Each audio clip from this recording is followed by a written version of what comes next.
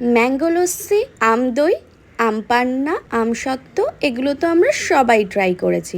চলো আজকে তোমাদের এই ভিডিওটাতে শেয়ার করি কুলফি ম্যাঙ্গোর একটা রেসিপি। আম খেতে কার কার না ভালো লাগে, সে কাঁচা হোক বা পাকা। তাই ভাবলাম একটা ডিফারেন্ট কিছু বানানো যাক।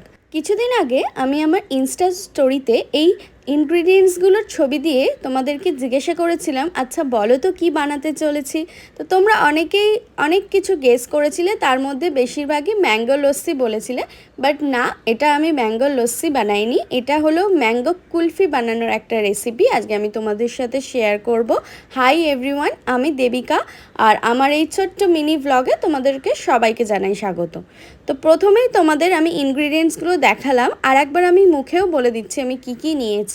এখানে আমি 2 কেজি আম, 1.5 লিটার দুধ, একটা গুঁড়ো দুধের প্যাকেট, কনডেন্স মিল্ক এবং স্বাদ অনুযায়ী চিনি, আর বাদামের মধ্যে নিয়েছিলাম আমন্ড, কাজু আর আখরোট। এছাড়াও তোমরা পেস্তা আর কিশমিশও এখানে ইউজ করতে পারো।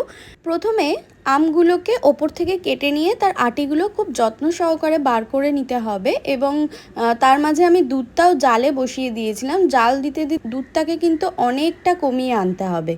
তারপর দুধের মধ্যে একে একে গুঁড়ো দুধটা, স্বাদ অনুযায়ী চিনি এবং কনডেন্স মিল্কটা, এবং আমি একটু ভ্যানিলা এসেন্সও দিয়েছিলাম, সেটা আমার এখানে দেখানো হয়নি।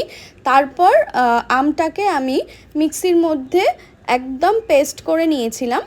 এরপর এই ড্রাই ফ্রুটসগুলো আর ম্যাঙ্গো পাল্পটা দিয়ে একটু ফুটিয়ে নিয়ে ঠান্ডা করে আমের মধ্যে ভরে দিলেই তৈরি ম্যাঙ্গো কুলফি।